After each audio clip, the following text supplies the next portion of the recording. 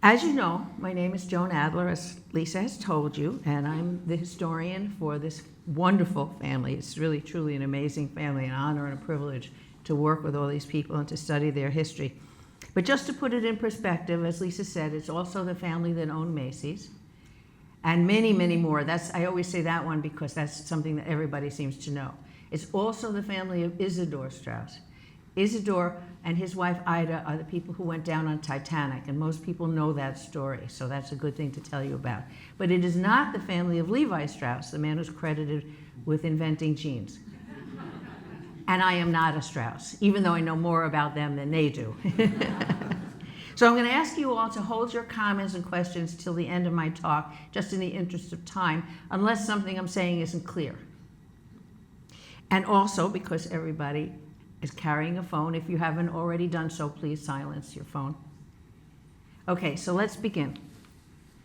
Oh, see, now I'm technologically challenged. Okay, the family originated in southern Germany. You can see on the sign we have a little arrow to Mannheim. That's where the Harry Straus family came from. And Otterberg is where Isidor Straus's family came from. It's an area that was sometimes in France and sometimes in Germany. And these were educated people who spoke both French and German and also Hebrew, because in those days, everybody who was Jewish was an observant Jew. They were people of culture. They were landowners. And they sent their crops, mainly wheat, oats, clover, and that of their neighbor, to the markets. And they were also merchants. So let's place Harry in our extended family. I have 16,500 people in their family tree. That's a lot of people to keep track of. Harry Straus, his father, Hermann Straus, and Isidor were second cousins, which means that their grandfathers were siblings. Okay, but I'm not going to talk about Isidor's family today because I would be here for months if I had to tell you all about that. Harry's father was Hermann, and he was born in 1843 in Mannheim. He married a woman named Sophie Hirsch in 1876. She died in 1877, unfortunately, 2 months after the birth of their son Friedrich, who they called Fritz. Friedrich, or Fritz, was a chemist. And I know that there are a lot of chemists around this neck of the woods. He taught at the University of Strasbourg, which is where he met his wife Renee, and they never had any children. Fritz also taught chemistry and was a dean at the University in Berlin and in Breslau. In 1925, Harry sponsored Fritz and Sophie when they immigrated to the US. After Ecusta was formed, Fritz worked as a chemist and a researcher at Ecusta for the rest of his career and became an officer of the company. And this is going to be a recurring theme. You're going to hear me say this a lot. He died suddenly while on vacation in Hollywood, Florida in 1942. Hermann was a typical domineering German patriarch. He commanded a great deal of respect. His business partners admired him, and his sons feared him. He expected each of his sons to go into the firm, M. Kahn Son, a successful feather factory in Mannheim. After the death of Sophie, he married Louise Mannheimer in 1880, and together they had 5 children, and Harry was their middle child. So here we have a family tree with Hermann and Louise at the top. Their oldest son, Ludwig Theodor, originally followed in his family's footsteps, and he was a partner in M. Kahn Son. As Hitler ascended to power, Ludwig and his family recognized the danger of staying in Germany. And even though he was well established and had a comfortable life, he knew it was time to leave. He turned to his younger brother, Harry, for assistance. And by that time, Harry was a successful businessman in the US, and he sponsored his older brother, Ludwig, and his whole family. They arrived in New York, but soon relocated to Brevard, where he became an officer at Ecusta. Hermann's second son was Ernst. Ernst was so fearful of his father that he moved to Kent, England, where he lived with Amanda Stake.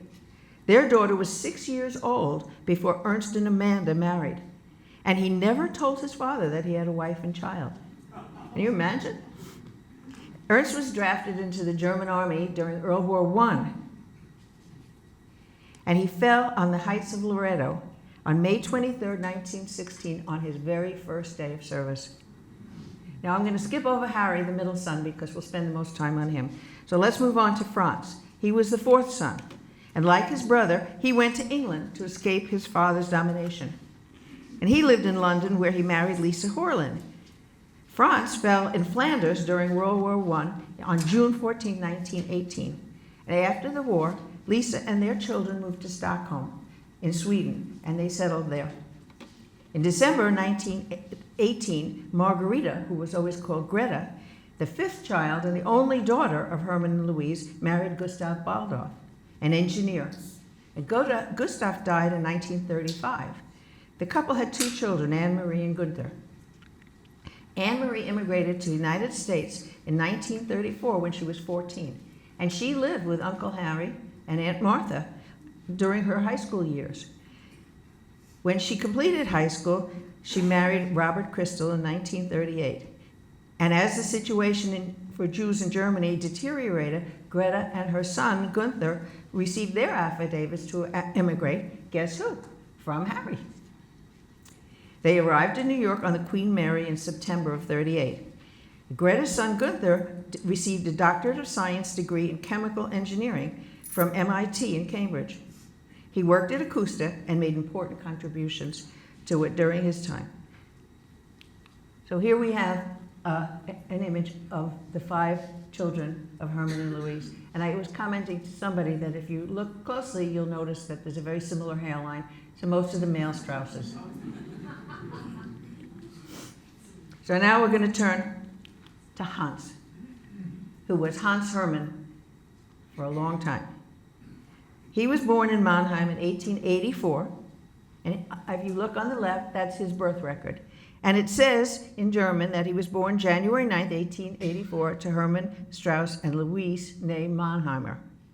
And at the bottom of the slide, let's see if I'm good at this. Yes, down here, it says Hans Straus. This is his passenger manifest. 19 years old, and he came from Mannheim, and he was going to New York. He paid for it by himself, and he was going to L. Straus and Sons, to his cousin Isidore. So we know that the families were close. We know that they stayed in touch and that they knew each other for quite a long time. So this was in 1903, when Hans was 19 years old. He expected to only stay for a year or two to learn English and about American business practices, improve his English, and then return to Germany, where he would work in his father's firm. But once he decided to make America his home, he filled out what's called a Declaration of Intent, which is exactly that. I intend to stay in the United States. And you can see that this one is 1913, and he is still Hans. And then 2 years later, he filled out his petition for naturalization. That's what makes you a citizen. And so now Hans Hermann became a citizen of the United States. And in 1916, a year later, he became Harry H. Straus. Now, his first job in New York was selling cork sheets to Butcher Cork and Machine Company. And at the time, cork was used for the filter tips in cigarettes. By 1910, Hans, as he was still called, was president of the company. And we couldn't find a letterhead earlier than this 1921, but if you read it, you will see that he is president of that corporation. By 1912, he founded Rotogravure Company. In 1913, he founded OK Button Mold Manufacturing Company. In 1914, he bought Funk Machine Company and renamed it Geffes Machines, a manufacturer of gold, straw, silk, and wood veneer cigarette tips. In 1915, he bought high-grade Button Works and also acquired the Endless Belt Corporation. Pretty amazing. In 1908, he married Martha Washington Landeck. She was the daughter of a business partner of his. And the couple lived in New Rochelle, New York, which is just a northern suburb. In 1920, daughter Louise Caroline was born, and in 1923, son Hans Hermann Jr. joined the family, and his name was also changed to Harry S. Straus Jr. So here we have a photo. I love this one. This is the whole family in 1913. And you can see Herman and Louise sitting in front on the couch with Harry and Martha behind them. And we know that the sons, Ernst and Franz, were killed in the war not too long after this photograph was taken, so I think it's very special to have all the family together here. And this is a 1915 census. Most of you who have done any genealogy know the census is taken on the 10s. In New York State, there was what they called a police census on the 5s. So this was 1915. And Harry, still called Hans, you can see the arrow on the bottom. Let's see if I remember. Yep, here, Hans, is the head of the company, and he was in the cork business. Martha, his wife, she was born in the US, he was born in Germany, and she doesn't have an occupation. And with them was Walter Landak. That was her brother. And also, and David, you'll be interested in, also with them was James Bauer, who was a nephew, living in that, all in the same household together. So we realize that Harry, Hans, who legally turned his name to Harry, was fully recognizing and living the American dream. Now, this is a boy who came here with no university education. Within 10 years, he was the owner, founder, and/or president of more than a dozen companies. That's extraordinary. Since most of these companies manufactured cork, which was used in these days for cigarette filters, it was logical for him to stay allied with that business. Others were printing companies, and still others were companies that built the machines used in the manufacture of these processes. He was successful beyond measure. Harry made frequent trips to Europe, doing business with French cigarette paper manufacturers and other companies, because in those days most of the cigarette paper was coming from France. And he actually became partners in several of these companies as well. This is a passenger manifest from 1920. And Martha often accompanied him on these trips. And so this manifest shows that Martha was with him, and also their daughter, Louise Caroline. And on this trip, he listed the countries he was going to visit, which was France, England, Spain, Switzerland, Sweden, Denmark, Belgium, and Holland. This was a really ambitious guy. And we can only speculate whether Harry ever visited his family back in Germany. Given the feelings toward his father, we're not sure. During the early days of World War I, the American Tobacco Company approached Harry and asked him to find endless belts for their cigarette manufacturing process. International relations were strained during the war, and that imperiled shipping routes. And at the time, all cigarette paper was manufactured in Europe. So after learning how endless belts could be manufactured, Harry formed EBCO, Endless Belt Corporation. And that produced the machines for his endless belts. Now, Harry, I don't know, some of you will know there was a biographer of Harry named Brian Dutoit, and he wrote a lovely book. That's the cover. And he wrote, while Straus and his major activities involved matters related to cigarette production, his mind and his money was spread widely over the innovative spectrum of American business. He also founded Electrical Director Company, which produced the now ubiquitous electrical advertising signs, and city map guides. I mean, this guy is incredible. Having some experience with printing, he founded the Peerless Roll Leaf Company, which produced gold and colored rolls, which could be hot stamped onto pencils, hatbands, and books, and also founded the Embossing Company, which printed and decorated the tops of candy boxes. After World War I, Harry took control of more businesses, many of them related to the manufacture of cigarettes. And he also owned printing companies and the gumming machines to produce roll-your-own cigarettes, because in those days many people were still rolling their own. And as I've said, he owned partnerships in paper manufacturing companies in France. One was the Champagne Paper Company, and then he became interested in growing the flax required for this venture. And it took many years and lots of experimentation before he was able to produce the right kind of paper that could be used for cigarettes. And after sending people around the country, researching sites and the plants and the process that could turn out the necessary flax that was used for cigarette paper, he settled on California and Minnesota, where he set up factories to process these materials, and he acquired a mill. In 1933, Harry started to look to consolidate his many business ventures, and after lengthy investigations, he decided on the Davidson River site near Brevard, Pisgah Forest, North Carolina. There was large, flat, open space, proximity to the railroad, good paved roads giving access to Asheville and Greenville and other larger towns, good schools, a college, and a ready and eager workforce. And the name Ecusta was chosen for this new venture. And as you know, it is said to be a Cherokee word for the rippling waters. In 1938, Ecusta Paper Corporation was deemed qualified to do business in North Carolina, and construction began. In 1939, Harry ordered the Union of Champaign Paper Corporation, Endless Belt Corporation, and Boucher Cork Company, with their headquarters at Pisgah Forest. And by August of 1939, the machines that produced the cigarette paper were operational. During the planning and construction phases of this product, Harry made contracts with the major cigarette manufacturing companies, and they agreed to buy 90% of their paper from Ecusta. Most cigarette paper up until that time, as I've said, was made in Europe.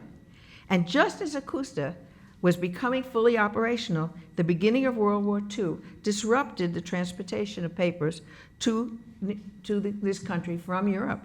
So Ecusta was in the perfect place to take over the American demand. And as you can see, Harry was a man of vision. Once Ecusta was up and running, he created a company newsletter, The Echo, in which he explained that he hoped this little publication will become instrumental in bringing all of us closer together. Within a short period of time, Ecusta became the largest employer in the area. And from the beginning, he treated his employees not so much as workers, but as shareholders. He didn't point out what you can do, but what we can accomplish. And I know this is sounding familiar. I mean, I think this is ringing true with so many people here. When World War II broke out, every employee that went to war was guaranteed that as long as they were honorably discharged, they would have a job when they came back. Many employees returned to Ecusta after first taking advantage of the GI Bill and getting some college education. Author Brian Dutoit wrote, "War efforts at Saving and Victory Gardens were not only used for economic reasons, they were plowed and planted because we did it, and for each other. We even exchanged recipes to cope with surplus production. Workers trusted their employee. Ecusta was certainly geared at profit, but never at the expense of employees or production. And when labor unions tried to unionize, the employees, who were mostly locals, were not interested in becoming part of a union. Most of these employees also were here for decades and were used to being associated with that work environment. And at Ecusta, grievances were openly discussed. The president's office was open to anybody and everybody.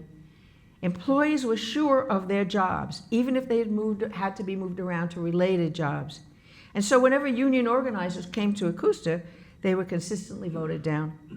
Harry H. Straus's relationship with his company and his employees could be called paternalistic. He realized that Ecusta had to be part of the community. And during the summer months, he hired students who had completed at least a year of high school to take jobs of his employees when they went on vacation.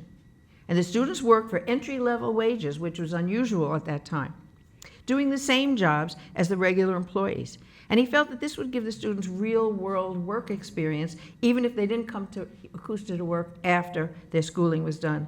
Many of the student workers did come back after completing their college degree.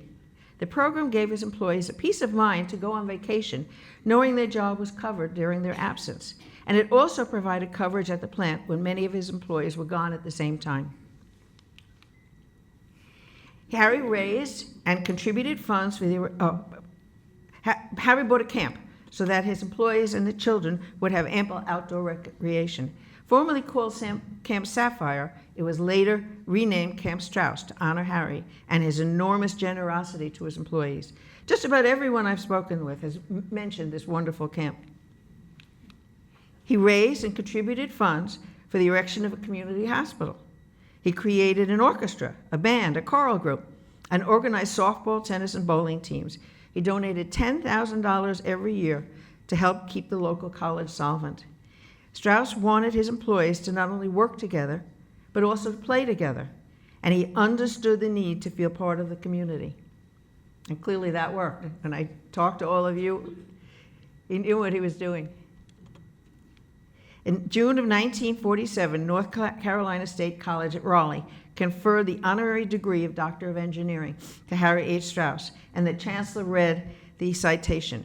Mr. Straus, I have the honor to present, Mr. President, I have the honor to present Harry H. Straus, industrialist of Pisgah Forest, North Carolina. Mr. Straus is an inventor, an engineer, a manufacturer, a builder, a founder of 12 manufacturing plants, a philanthropist, a panel member of the War Labor Board, a director of public foundations, a Chevalier of the Legion of Honor of France, and president of Ecusta Paper Corporation at Pisgah Forest. I mean, it's just extraordinary. Harry died of a heart attack on February 27, 1951. He had been suffering with heart disease for quite a while and was trying to figure out, quite unsuccessfully, how to cut back on his working hours. And 6 months later, his wife, Martha Washington Landeck Straus, died. Brian Dutoit wrote, he came to this country as a young man filled with ideas and initiation. He had very sober expectations concerning the needs of his undertaking. The plans in the plan had to be exactly as he wanted it. Harry left behind a legacy of charity, philanthropy, a keen business sense, a strong sense of community, and gratitude for the opportunities afforded him in America. In the dedication ceremony of Camp Straus, the Ecusta president, John W. Haynes, said, he chose the site at Pisgah Forest, which we now know as the Ecusta Paper Corp. His success was immediate and spectacular. His philosophy was a simple one. Make the best product first by employing the highest type of personnel, using the best of materials, and dealing fairly and honestly with all. Success was simply bound to follow. Harry had a human touch. He loved people, and they loved him. Harry H. Straus was known as Uncle Harry, not only by his family, but also by his employees and the community. When I started doing research on this man, I knew very little about Harry and his extended family. I interviewed several of his relatives, read articles and books, and watched videos that were created about Ecusta and its founder. And in every instance, I was really taken by the true admiration in which everyone held Harry. He was the son of an autocrat, a domineering father, and yet he found a way to accomplish amazing professional and personal success in a completely different manner. There's an active Facebook page, as you know, and people are still writing and still part of the community. Unfortunately, now it's a lot more obituaries than anything, but people are still connected and still feeling part of that Ecusta family. So now I'm going to turn to the people related to Harry. And you will find some of the people here today, at least their descendants. So Ludwig Theodor was Herman and Louise's oldest child. He took over the running of Herman's firm, H. Kahn Son in Mannheim, following his father's death. And in September 48, recognizing the danger in Germany, Harry Straus supplied Ludwig and his wife, Elizabeth Nathan Straus, with affidavits. They arrived in New York on the SS Queen Mary in September of 38, and Ludwig was an executive at Harry's firm, Ecusta, for the remainder of his career. In 1929, his daughter Anneliese married Arnold Meyerhoff in Mannheim, Germany, and they also received affidavits from Harry in 38, and immigrated with their daughter Ursula on the SS Georgia in September, and they settled in New Rochelle, where Arnold was an importer. He did not join the Ecusta family. Ludwig's son, Walter Killian Straus, arrived in New York aboard the SS Hamburg in 1934, after he was sponsored by Harry, and his wife, Ilse Young Straus, arrived in 1935, also sponsored by Harry. Walter worked at Harry's New York Champagne Paper Company from 34 through May of 39, and then he moved to Brevard when Harry opened Ecusta. Walter worked at the paper mill, and his son wrote, Dad was the manager of a department that included the manufacturing of endless belts, fine papers, and the filter for Tareyton cigarettes. The filters were invented in his department. The machines made the filters with a white outer and charcoal inner filter. The process was very complex. Many of the people I interviewed spoke lovingly of Ilse and her warm, welcoming home, where she entertained family members during the holidays, and of particular note was the plum tart that she baked every summer when the fruit was in season. Apparently, there was great anticipation for this delicious summer pastry. Oh, I'm going to go back 1 second. You can see this World War II draft registration men between the age of 18 and I've forgotten something in their 40s were required to register for the draft during World War II, 1942, 1943. Even if they weren't called up, it didn't mean that they were going. They just had to let the government know who they were and where they were. And you can see, let's see if I can remember to do this here. Champaign, he was working at the time at the Champaign Paper Corp, Pisgah Forest, Transylvania County. Okay, so now we're going to move on. So Ludwig's younger daughter, Dorothy, known as Doro, married Kurt Davis Reese in 1937 in Mannheim. And they immigrated in 1938. Guess who sent their affidavits?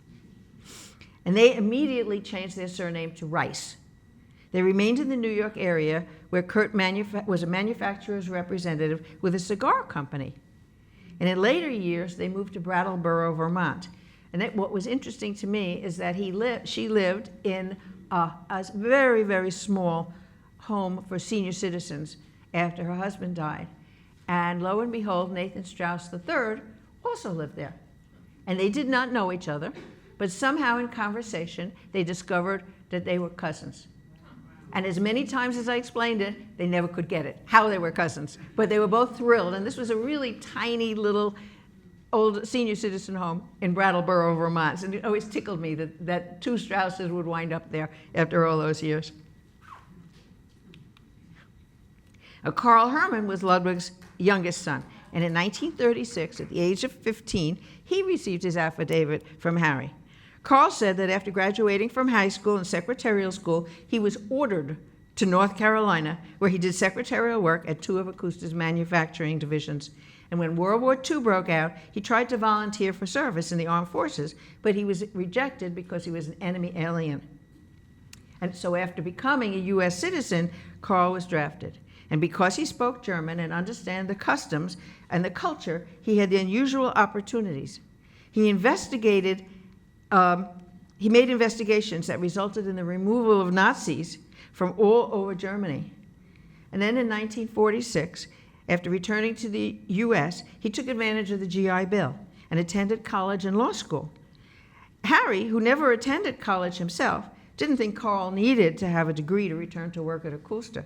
But Carl had other plans and was firm in his resolve. So after practicing law in New York for a short time, Carl returned to North Carolina, but not to his uncle's firm. He married Sylvia Patla, who he had met at Ecusta. She was Harry's nephew, Carl Killian Straus's secretary. She went to New York wanting to experience life outside of Ecusta when Carl was freshly out of law school. They married in Asheville in 1953, and he opened a law firm with his father-in-law. Carl practiced law there for 60 years. He felt the community offered him extraordinary opportunities, and he wanted to make a difference in Asheville's civic, educational, philanthropic, and religious endeavors. Like his Uncle Harry, Carl became a civic leader, giving back to the community that gave so much. Carl and Sylvia's three children, Lisa, Hank, and Joel, were all born in Asheville. And while Carl didn't continue to work at Ecusta, the family participated in family gatherings, and Lisa, Hank, and Joel look back fondly on their time with their cousins.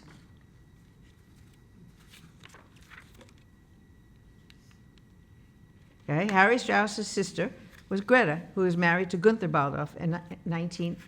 In 1934, their daughter Anne-Marie came to the United States, as I've said, and lived with Martha and Harry while she attended high school. And I told you that already. Gunther Baldauf died in 1935, after Greta and her son, after which Greta and her son immigrated in 1938, thanks again to Harry's sponsorship.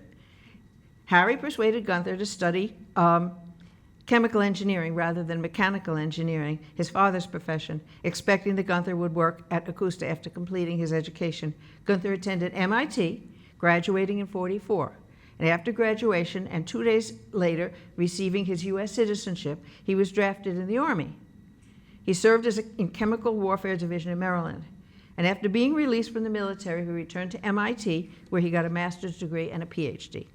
Gunther married Dorothy Meltzer in Boston in 1948, and he worked at Ecusta for a while, but wanted to spread his wings.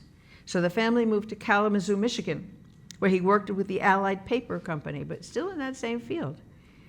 In the late 60s, the family moved to Modesto, California, where they are today. Gunther worked at the Simpson Paper Company there, and once he retired, he did some consulting and pursued his interest in copper, enamel, photography, and glass etching. He was also a supporter of Israel, working for the United Jewish Appeal. Dorothy and Gunther's children are all very high achievers, like most of the Strauses. Susan is a special education teacher. Sandra is a molecular biologist. Anne Marie is a retired art teacher and an artist. And Gus, is a computer engineer.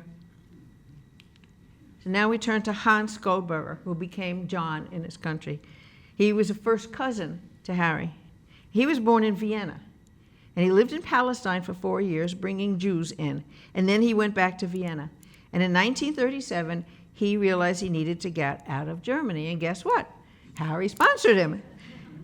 He arrived in the U.S. January of 1938. And when he was in Palestine, Hans had contracted tuberculosis. And so Harry helped him to get into a sanitarium in upstate New York, where he received treatment. Harry eventually hired Hans, who was now called John, to work at Ecusta. His son, John, wrote a loving tribute to his father on what would have been his 118th birthday. He wrote, "He was quite a Renaissance man. He loved nature, biking, photography, music, bowling, art, and humor. He was a rock hound and collected rubies, emeralds, and sapphires before it became popular to buy bags of dirt to sluice at roadside stands in western North Carolina. Dad graduated from the University of Vienna with a degree in electrical engineering. He spoke Latin, German, French, Russian, English, and Czech. He translated technical papers at Ecusta and organized the research library there. He was a great father to Anne and me, and he loved kids, and he loved Brevard." Hans, John, married Norma Tooten in 1953, and their daughter Anne, a landscape architect, recently moved back to western North Carolina after living in California for many years. And Anne's brother John studies civil engineering and structural engineering at NC State. He lives in Raleigh, and both Anne and John speak with great affection of their time walking in the woods and learning about the flora and fauna from their father. Adolf Loeb arrived from Germany in 1895 after completing his education and working for a bank house in Berlin. And like several of his relatives, he wanted the experience of living abroad and learning another language. And he also expected to stay only for a few years and then return home to Germany. His uncle Carl, a different Carl than the one I've just been speaking about, appears to have been one of the first of his branch to have come to the family to come. He came here in 1867. Carl was the owner of a tobacco business, Carl Straus and Company in Philadelphia, and Carl invited Adolf to come to America. So after many years, Adolf, an excellent businessman, became Carl's business partner. He married Hortense Huntsberry, and the couple had 2 children, Marguerite and Arthur. Marguerite married artist James McBay, and the couple lived a colorful lifestyle in Tangiers, Morocco. Arthur Loeb became general manager and corporate vice president at Ecusta. He grew up spending summers with his family in Germany where they would hike. I just had to include this child photo because I think it's so charming. Daughter Barbara Kaler said he didn't start hiking seriously until he had a heart attack in his early 40s. The doctor said he should cut down smoking, cut down drinking, lose weight, and exercise more. So he started to walk. And he could walk from our house down to Camp Straus and back. And then he'd go from our house around the lake at Camp Straus. And he built up until he graduated from the neighborhood. And then he'd start exploring every path he could find in Pisgah National Forest with local informants. They'd get the topographical maps out. And I think there's an old logging road that connects from here to there, and they'd go out and see it. I think from his mid-40s until he died 10 years later, he was out as often as he could get away from the house. On November 10, 1974, the Art Loeb Trail was dedicated. Part of the dedication article reads, "He was a good listener, fair, ethical, respectful, unpretentious, gentle, generous, humble, kind, and had a great sense of humor. He used his leadership skills and his industrial background to promote local environmental causes for the Appalachian Trail and the Carolina Mountain Club. He had deep feelings and appreciation for all the people who belonged in his work environment, as well as his fellow hikers and friends." From the All Trails website, The Art Loeb Trail is one of the longer and more challenging trails in the state. The trail memorializes Art Loeb, and a former industrialist, an activist from the Carolina Mountain Club, and a man who deeply loved these mountains. Generally considered a challenging route, it takes an average of 16 hours and 28 minutes to complete. This is a very popular area for backpacking, camping, and hiking. Arthur Loeb married Kitty Vachereau in 1941, and they had 3 daughters, Barbara, Joan, and Katie. Joan and Katie still live in the Brevard area, while Barbara, who speaks fondly of her childhood home in Brevard, lives in Canada. And each of them have children who enjoy the outdoors and work in the environmental field. Barbara's son Daniel's an ecologist for Parks Canada on Sable Island, and his son Alex is a musician who performs and sings and teaches. And among the many instruments is something called a nickel harpa. His daughter Anne is a teacher at Horace Mann School in Bronx. Joan's son Peter is a rock climber instructor with a deep love of the mountains near his home. Katie's son Patrick is a fine arts professional who studied drawing, painting, and sculpture. And her son Jonathan is an associate head of schools in Asheville. And her daughter Caitlin is a shell guide who gives tours on Marco Island in Florida. She also creates and sells Swizzlers cocktail stirrers, chef's knives, spreader knives, wine stirrers, and all the many varieties of shells she finds on the beaches on or near Marco Island.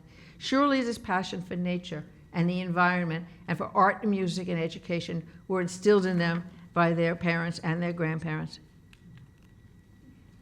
Harry and Martha Straus had 2 children, Louise Caroline and Harry Jr.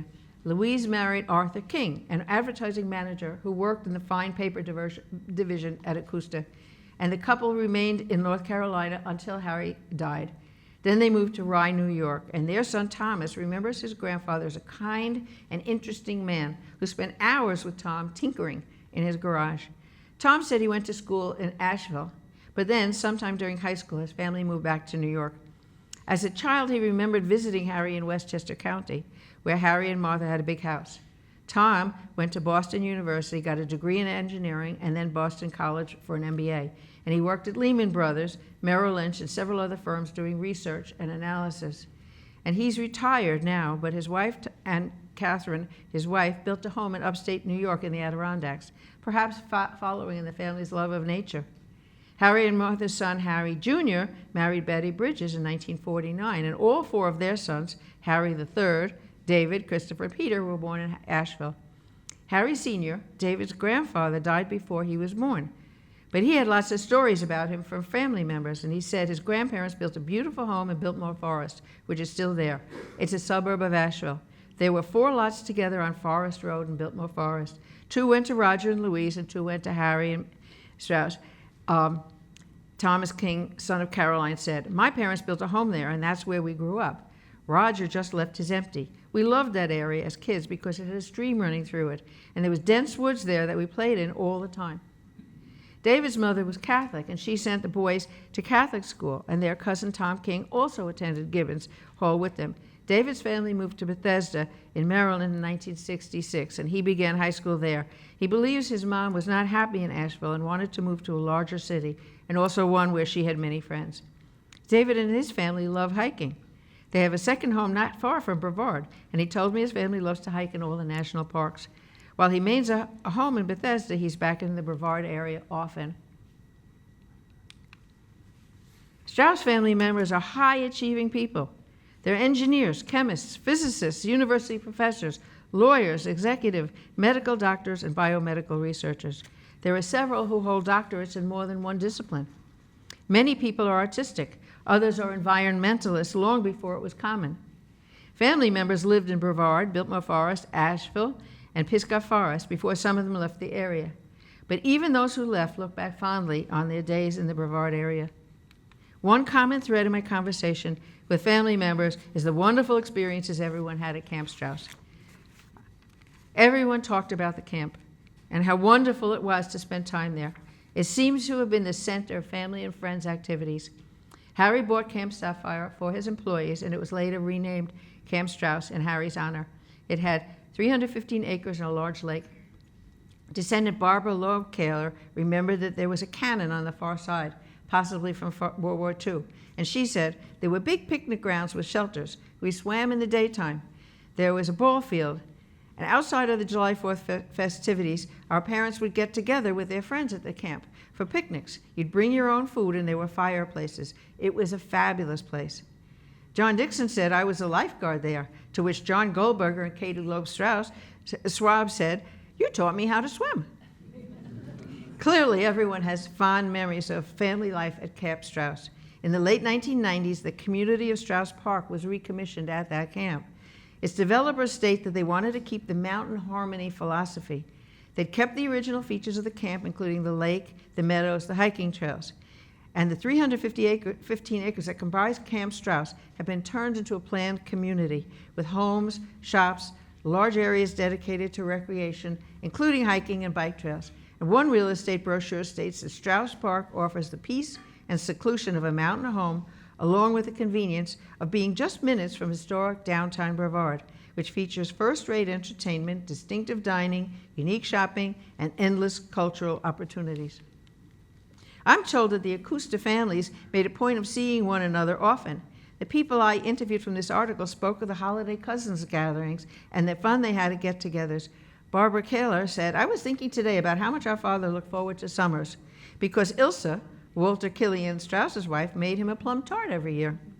I remember that tart. It was sweet." John Goldberger said, "Growing up in Brevard, knowing all these fantastic people, Dad was very adamant about making sure that we knew as kids who we were related to. I remember going to Ilsa and Walter's house. I think it was around Christmas time, and she entertained and made sure we kids were entertained too. Some of Harry's relatives, like Arthur Loeb, came to the U.S. early, before Harry immigrated. And Arthur worked for his uncle Carl, who owned the tobacco company in Philadelphia, but his son moved to Brevard and worked at Ecusta.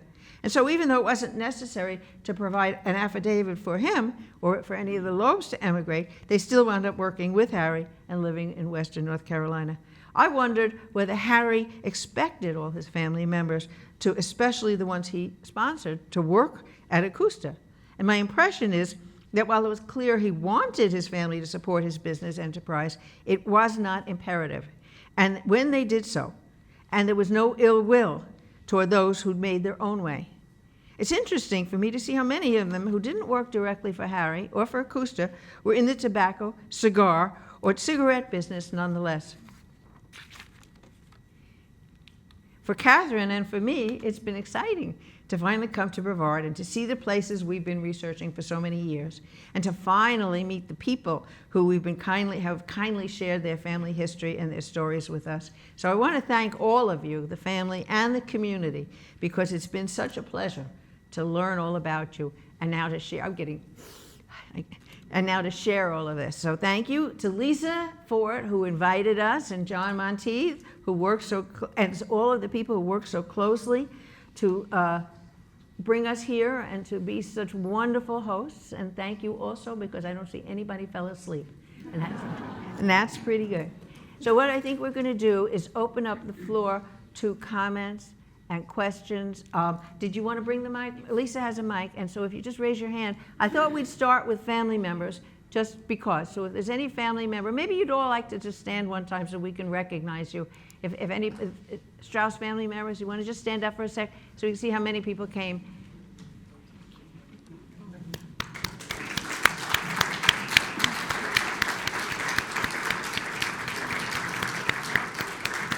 I think that's wonderful. Thank you all so much. It's really exciting for me to meet these people after all this time.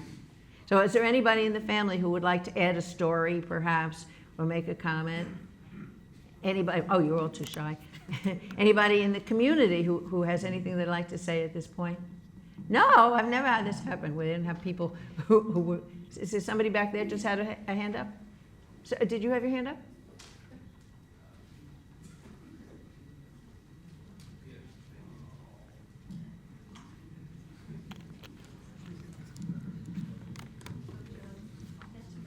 Thank you. My name is Matt Morrow, and I had the privilege of being manager of public relations at Ecusta under the Owen period and the Ecusta Corporation period, and then during Gladwell period. But what I would like to say is, what would it be today? What would it take for 22 governors to come visit you? I don't think it would happen, would it? Amazing. what would it take to have, in today's world, a corporate philosophy that employees were family? Amazing.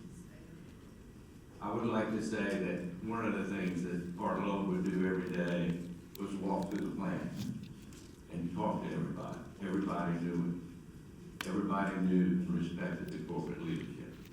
Those are somewhat unique. Katie and I were talking the other day too, and Carl, I believe this to be true, that because it just so happened that in 1939, the Clemson Theater would allow black folks to come watch the movies, because now they had money.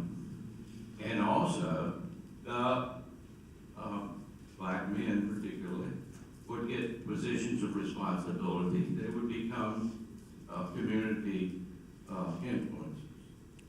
One of the reasons, perhaps, that we had the first integrated school. All of that because of the philosophy that Harry Straus brought. Just a couple of thoughts.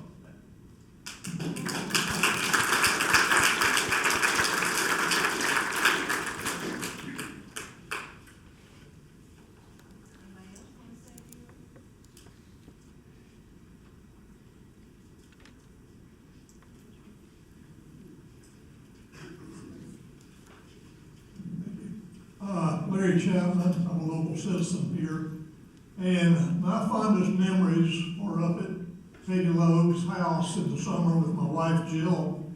I think they had the only swimming pool in the county, if I remember right. Anyway, it's one of the few.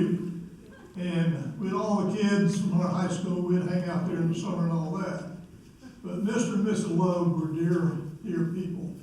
And I share this story, and I shared it with Katie. I was getting ready to finish high school and what I was going to do, and that before the Marine Corps days. But anyway, she called me aside. She said, Larry, she said, I don't know what your plans are, but if you're going to college and you may need a little bit of help, you let me know. I will never forget that.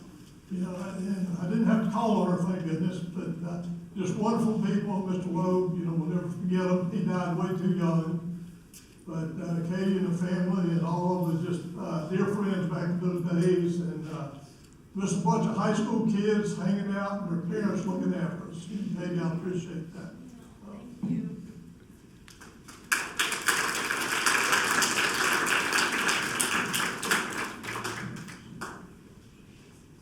Anybody have a story? Anybody else? Here's a hand in the front, Lisa.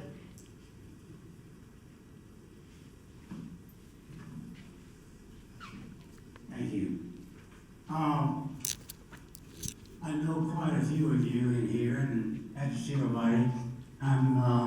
For years and years, I was Gene Stewart. Then I became Emory Eugene Stewart. And of course, along comes Social Security, Medicare, and you have to go by your first name.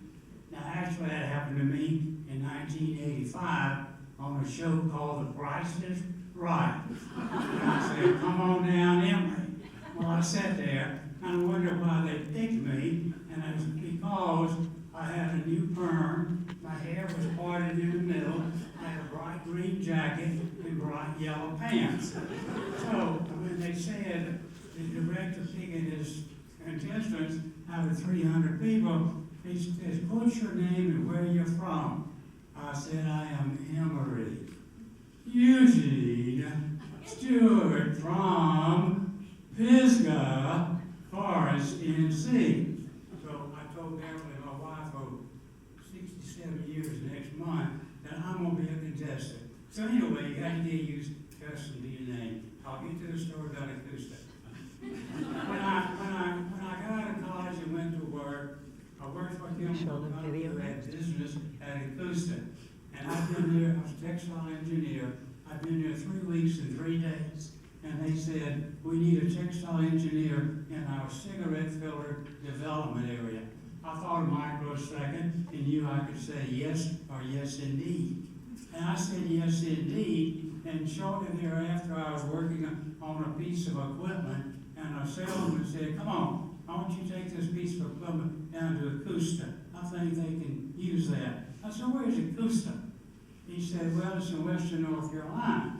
And I'm in northeast Tennessee. and being from Georgia, I figured it was kind of somewhere in between. So we come down here in April of 1964, and I soon went into marketing, and Ecusta became one of my customers. And I sold a product called cellulose acetate filter tow. It was the white part of the Terrigen cigarette, and you mentioned that Terrigen to go with it with the charcoal. So I was in marketing sales, and one day, Ed Loftus and Red Book said, we need you in the endless belt department to manage endless belt. So when you mentioned that, bring back a lot of memories. Well, they told me I was going to be doing research and development. They let me walk through the department and see, and I looked around, and I saw about 80 women, just 80 women working in one room. And I thought, now what kind of research and development am I going to be doing?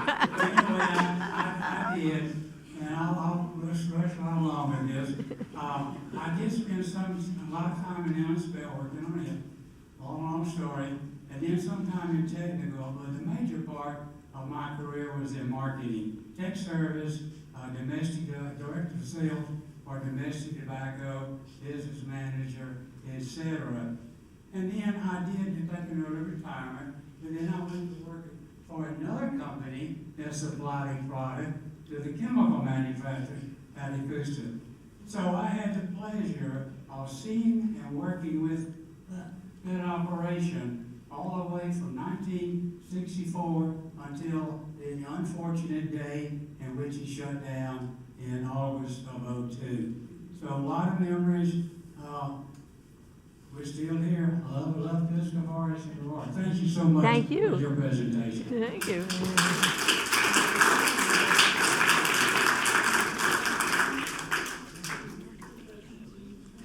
The lady will do it right now.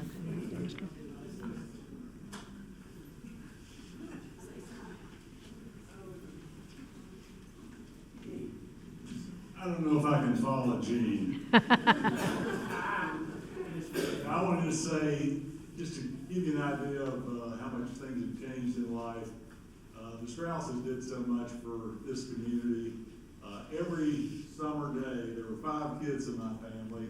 My mother really needed us to leave the house to stay sane, and we would head to Camp Straus on our bicycles.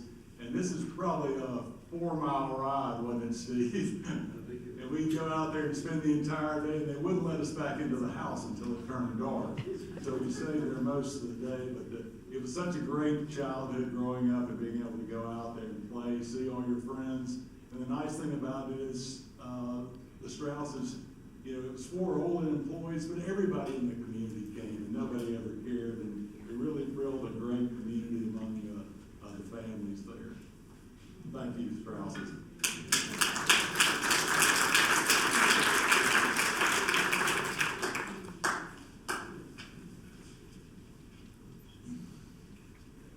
Hey, I'm David Straus. I'm the grandson of Harriet Straus. And I just thought I'd throw in this one short story. So, obviously, Harriet Straus Sr. My dad was Harriet Straus Jr. And in 1950, my parents had their first son. And this is about a year before my grandfather passed away. Well, my mom was not fond of the name Harry at all. And did not really want to name her first son Harry. And all of a sudden, lo and behold, and I don't know exactly how close it was to the actual naming of Harry, a large piece of jewelry showed up to my mother's house. And all of a sudden, we had Harry H. House. So we didn't really want the line to continue right through, which was great. Also, I just wanted to add, he had the foresight to set up a family foundation that my parents and Aunt and Uncle ran for years. I run it now with my cousin. It was just great, still going strong, and his heritage continues to really help a lot of people everywhere, not only here locally, but up and down sort of the East Coast. Really wonderful in that sense. I'm so sad that he passed away before I was born, because all I get to hear is the stories. I never got a chance to meet him, but obviously everything I heard was just so fantastic. And it's great hearing actual people that work there, because it's very consistent. I've never heard anything other than what you're hearing today. So I really want to thank Joan and Catherine, just the work they put into this is phenomenal. And Lisa, who brought this all together, just thank you all. It's been fantastic.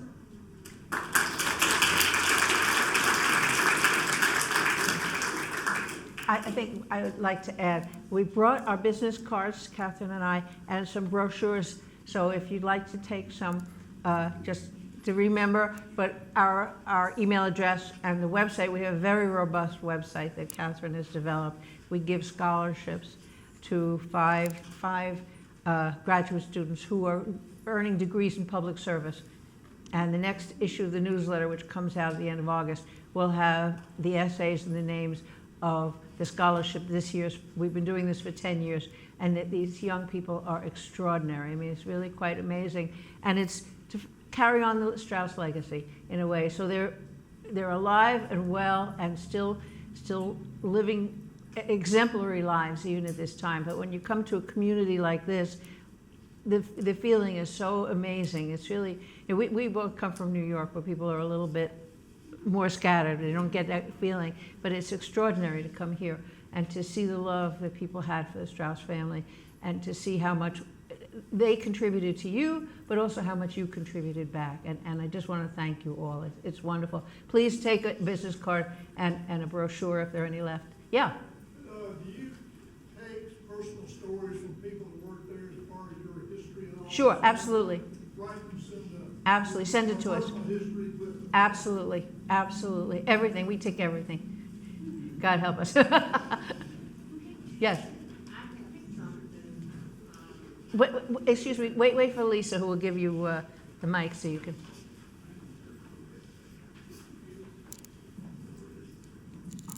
I have a picture of O.K. Smathers,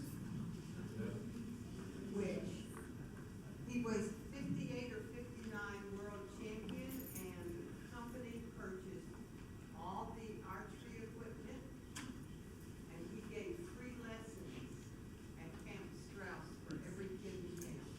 Wow.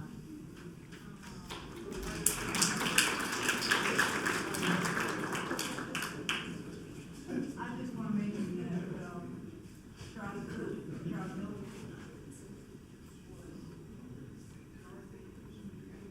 and I was in first grade when Straus hosted. I think it was a lot of us. Yeah, we saw it, we passed by, Katie pointed it out to us. It's been so much fun to see all these places, we've been researching them for years. Wow, that's great.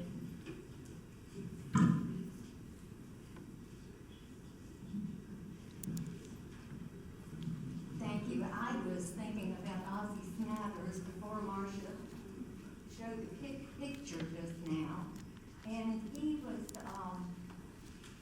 was a world champion archer, as were his son and daughter. Wow. He was the world champion. Wow. And Ben was a champion in tennis.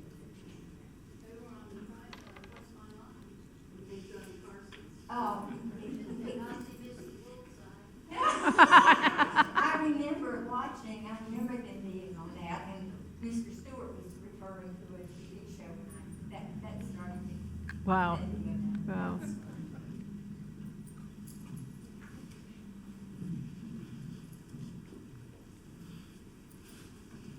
We have a quick video, thanks to Mac Morrow. Mac, you may want to explain. Yeah. It was a project of yours a while back, maybe in high school, college. But you'll see some familiar faces. Oh, good, thank you. Of course, the Fourth of July picnics were amazing. And they were probably one of the most fun things to try to put together. One, because there was always a theme, usually patriotic. And of course, the 50th year, the thing was real clear. We wanted to honor all of those pioneers who had started in Ecusta.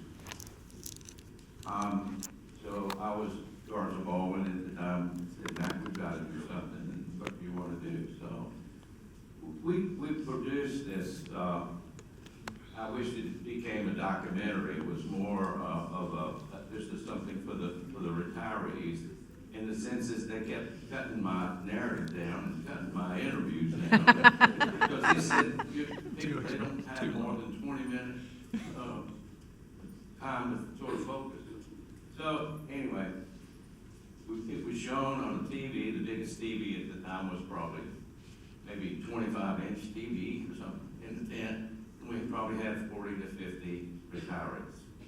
They couldn't have been happy, and you'll see in this picture, you'll see that a photograph of them at the in front of one of the paper machines. Anyway, it was just a tribute to those young men that helped get this plant going. But Harry had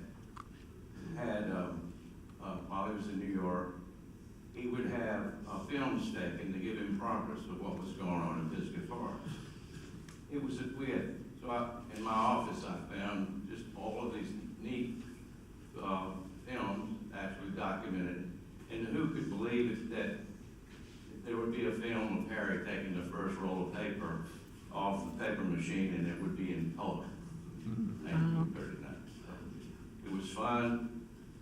I wish that I want to tell you like perfect interview. I remember several that did not make this. I don't know why, because they kind of were about time.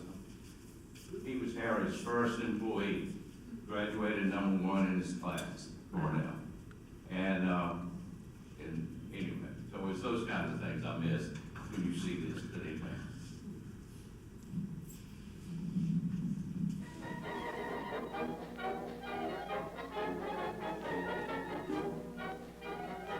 Ecusta is the product of Harry Straus' genius and dedication. Harry Straus was many things: entrepreneur, inventor, salesman, visionary. From his first contact with the cigarette industry as a cork salesman, Straus had a vision: the ability to provide cigarette paper made in America with American raw material, American capital, and American labor.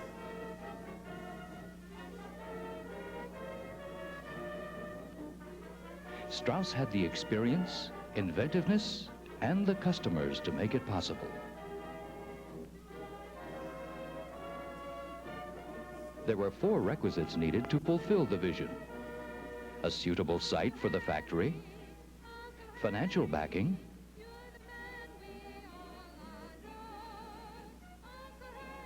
a substitute for linen rags as a raw material, a skilled team of individuals. He was a great believer in the power of people and teamwork. He formed his base team beginning with Wade Ramsey, Doc Jones, Dr. Earl Bryant, and Frank Peschel. With the help of J.E. Serene, the Davidson River site was selected from 60 sites considered. Pure air, pure water, no possibility of air or water contamination from nearby industry, excellent local people with whom to work, and a location near the great tobacco companies made Pisgah Forest the overwhelming choice.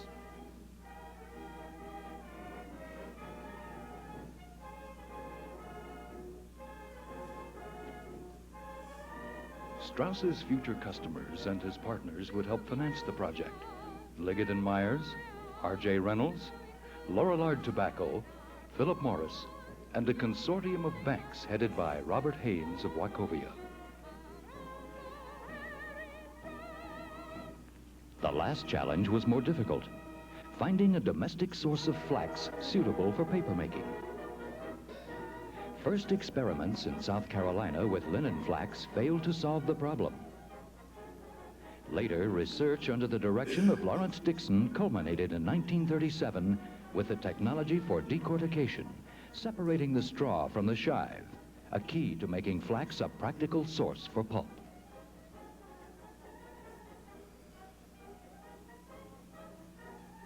California Central Fibers Corporation and Central Fibers Corporation were created to supply converted flax shive to Ecusta. That same year, Doc Jones and Earl Bryant were charged with developing a pilot plant for converting seed flax to paper. July 1937. Preliminary estimates of costs submitted by Serene for a 4-machine plant was $3,102,000. September 1937. Black, Clausen and Company consulting engineers were hired to direct and oversee construction. Frank Peschel was assigned to supervise the project. Late 1937. Ralph Ramsey agreed to act as resident agent to acquire land. March 1938, Ecusta Paper Corporation was created. The name Ecusta was chosen either because it was an Indian word generally said to have meant rippling waters, or because the chosen portion of the Pisgah Forest was once named Ecusta.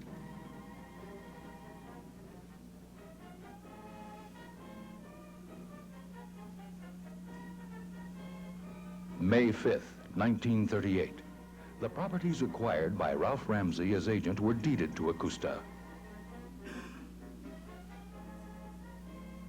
The contract for plant construction was awarded to Fisk Carter Construction Company, Greenville. Jim Tate was named General Superintendent and W.T. Adams office manager. Serene appointed George Wrigley resident engineer.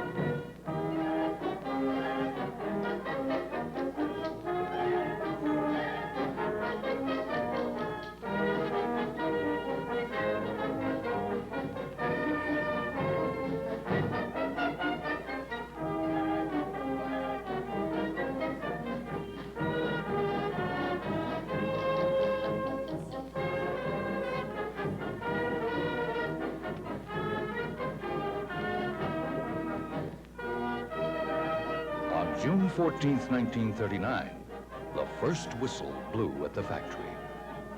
On July 3rd, the day before Independence Day, 1939, Ecusta was ready to cook its first trial batch of flax fiber using the new pulp mill. Finally, independence from European source of supply. 1939 was a banner year for Ecusta as America shook off the final ashes of the Great Depression. But just as Ecusta and America found a new prosperity, Europe was faced with a new menace. Hitler and Il Duce were rampaging through Europe. We have the men, the skill, the wealth, and above all, the will. We must be the great arsenal of democracy. On July 6th, 1939, the first batch of pulp was cooked from flax at Ecusta. August 4th, 1939, the first trial samples of cigarette paper was produced on machine number 4. On September 2nd, 1939, the same day Hitler invaded Poland to start World War II, the first saleable cigarette paper was produced at Ecusta. Ecusta was in the paper business for real. It was the first U.S. mill to be built specifically for the manufacture of cigarette paper using American seed flax fiber. In its first year of operation, the plant produced 1,212,000 pounds of cigarette paper, and just in time. For late in 1939, Hitler's rampage through Europe threatened to cut off paper imports from the continent. Seizing on this opportunity, Straus, in the fall of 1940, authorized the addition of 4 more paper machines, doubling Ecusta's output in 1 year. But even the pristine forests of Pisgah could not long avoid the dark shadows of World War II. In October of 1940, 550 of the 900 Ecusta employees registered in the draft. The first Ecusta employee to be drafted was Gentry Poland, a yard crewman who was called up in January of 1941. In April, Ecusta established a policy that any employee serving in the armed forces would be considered as having been on leave of absence and would be offered his same job upon honorable discharge. Crippled up and came back, and I wanted to we allowed 90 days before you come back to work. And he called me and asked me, said, if you can get back within the next week or 10 days, that we've trouble in this department, so if you can come back and help us, said, I'll cut you in on this year's bonus. And of course, I've been gone several years, and he cut me in on a $500 bonus, just coming back a little bit early. And he said, I'll give you all the time you want off later. So I took time off later for you. Out of 700 Ecusta employees who served, 16 gave their lives for their country. They are honored by a plaque in Camp Straus. In spite of the war, Ecusta continued to grow in capacity and facility, producing 18.5 million pounds of paper a year by late 1941. Straus, being such a believer in the individual, placed great emphasis on people-oriented facilities. During the war years, Ecusta began expanding employee facilities and programs which included a cafeteria, a police department, a library, and inaugurated a well-written and edited newsletter called The Echo, which is still thriving now under the name of the Ecusta Newsletter. Ecusta organized a square dance team that became so good that it was invited to entertain the King and Queen of England at the White House. In addition to an industrial baseball league, they organized a bowling team and a band, which recorded the music you're hearing now, to play for events such as the first company picnic, which was held 49 years ago.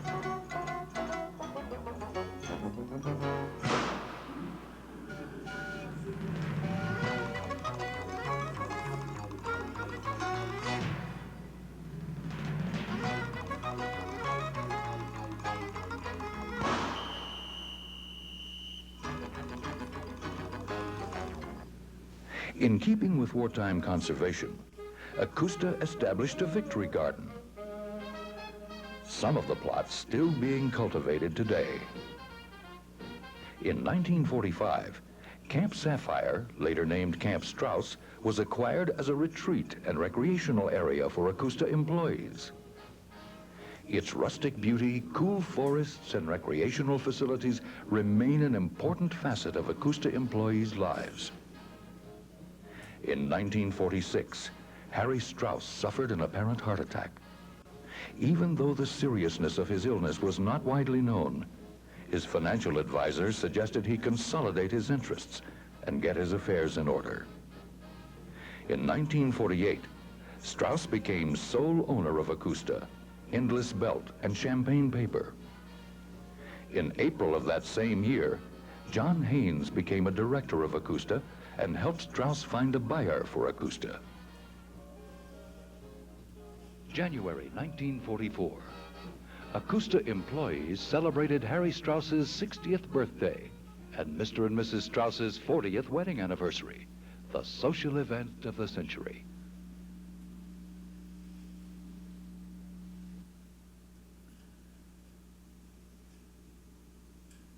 I presented him 12 silver goblets on a bobbin, and I was scared to death.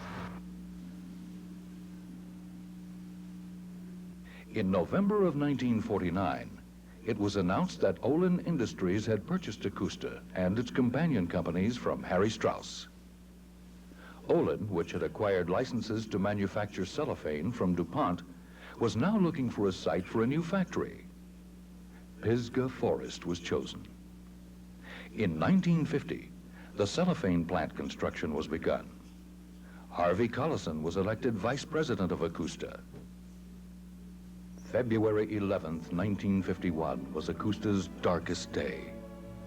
Harry Straus died. Through this toilsome world I pass. I do not know how long I'll last. If there's a kindness I can do to one of my friends or fellow man, I will do it while I can. No delay, for it is plain I shall not pass this way again. The first cellophane produced by Ecusta came off the line on June 11th, 1951, and had reached a rate of 13,722 pounds by year's end. For the next 5 years, Olin Matheson's film division and Ecusta Paper Corporation operated as separate entities on the same property, each prospering in its own field. In 1956, Ecusta Paper Corporation lost its identity to become a part of Olin Matheson Paper Division. On March 13th, the board elected John Haynes president of Ecusta Paper Corporation. 3 weeks later, John Olin was elected chairman and director, Haynes staying as president. In May, Lawrence Dixon, revered for his total dedication to Ecusta and its employees, retired as vice president and general manager. In 1957, Harvey Collison was elected executive vice president of operations for Ecusta, Olin Film, Forest Products, and Electrical Division. Milton Herzog was named vice president of the film divisions. Phil Brownell was appointed vice president and general manager of Ecusta Paper Division. August 27th, 1958. The startup of number 10 machine heralded Ecusta's entry into the wood fiber paper business. It and its successors, numbers 11 and 12, were the largest paper-making machines in the world. In 1959, Art Loeb was appointed vice president and general manager of Ecusta. In 1963, John Truesdale became vice president and general manager of the film divisions, succeeded by John Link in 1969. During this year, construction of a new hospital for Transylvania County was begun. One wing, financed by Olin, was dedicated to Art Loeb. Ultimately, Olin contributed $200,000, and employees contributed almost $250,000. In 1969, Garza Baldwin entered the picture as the group vice president, succeeding Phil Brownell. Ecusta has a long history of being sensitive to the environment. Beginning in the late 60s, long before public pressure or even federal legislation required it, Ecusta embarked on a program to drastically reduce discharges to the air, water, and ground, installing water clarifiers, electrostatic air cleaners, and scrubbers, an expenditure of over $25 million to protect the environment. That philosophy still remains in everything the company does. In April of 1972, the first union contract was signed with Local 1971 UPIU AFL-CIO. In 1972, Larry Staples, who had joined the company as a marketing analyst in 1960, became vice president and general manager. Between 1971 and 1974, under his guidance, Ecusta expanded its market share by 12 points to 56% and increased its volume by 15% compared to industry growth of only 4%.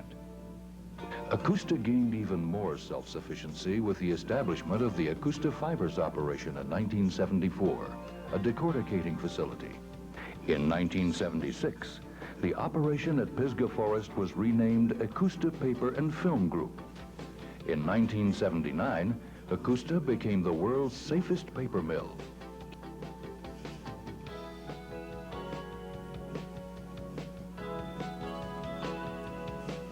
In 1979 also saw the introduction of reinforced cellophane, a combination of cellophane and aluminum foil and oriented polypropylene. Ecusta continued to grow as a major producer of cigarette paper, fine printing paper, and cellophane through the 70s and 80s. In 1982, Ecusta expanded to Australia through the formation of Ecusta Roth, signaling an expanded effort to serve Western Pacific and Far Eastern markets. However, by 1984, the cellophane market had shrunk to the point that it was no longer a profitable venture. That fact, plus the diminishing domestic market for cigarette paper, led Olin to the decision to sell the entire Pisgah Forest facility. Garza Baldwin engineered a management buyout of Ecusta Paper Division in 1985, including all facilities and machinery at Pisgah Forest. That same year, Olin sold the film division. In 1987, P.H. Glatfelter Company of Spring Grove, Pennsylvania purchased all capital stock in Ecusta Corporation. Garza Baldwin retired as president of Ecusta and was elected to the P.H. Glatfelter Board of Directors. Bill Boswell was named president of the Ecusta division of P.H. Glatfelter, with Jem Levin as vice president of manufacturing, Don Monk, Vice President Technical, and Joel Townsend, Vice President Marketing.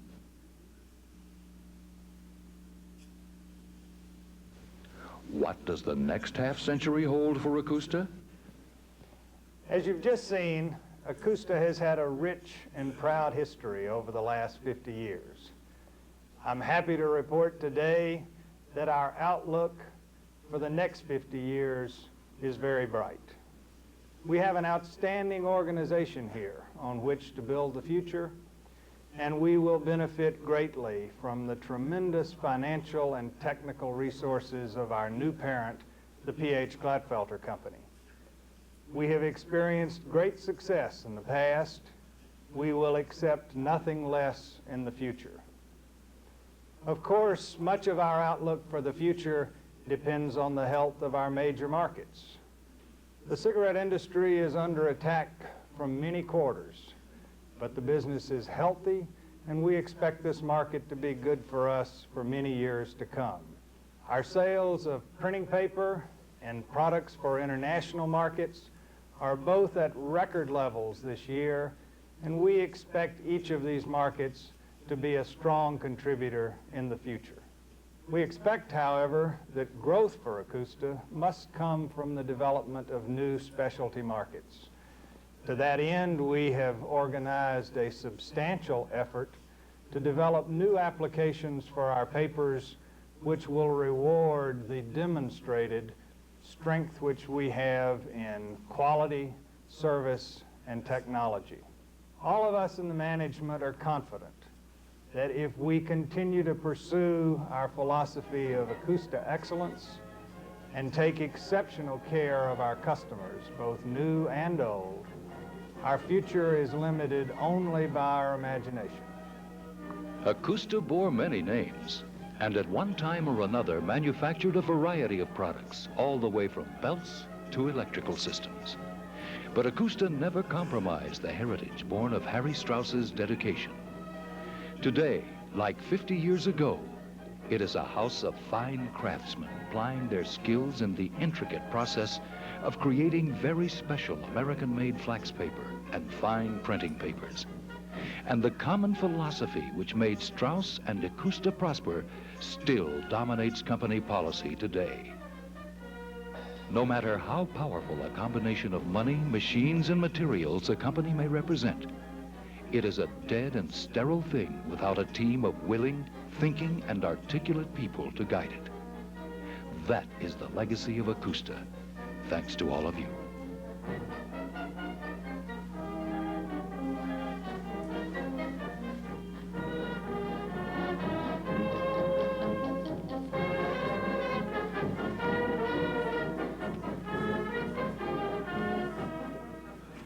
So we just want to thank you all for coming. It's been really an extraordinary afternoon, and I'm just very grateful to have had this opportunity again. Thank you to Lisa and Jeff. Yes? Lisa, may I offer something? For those who are interested in further investigation, upstairs here in the library is a large collection of original photographs and documents that relate to the entire Ecusta operation. Oh, that's great. Thank you. So we wish you all safe travels home, the rest of the wonderful weekend, and thank you all for coming.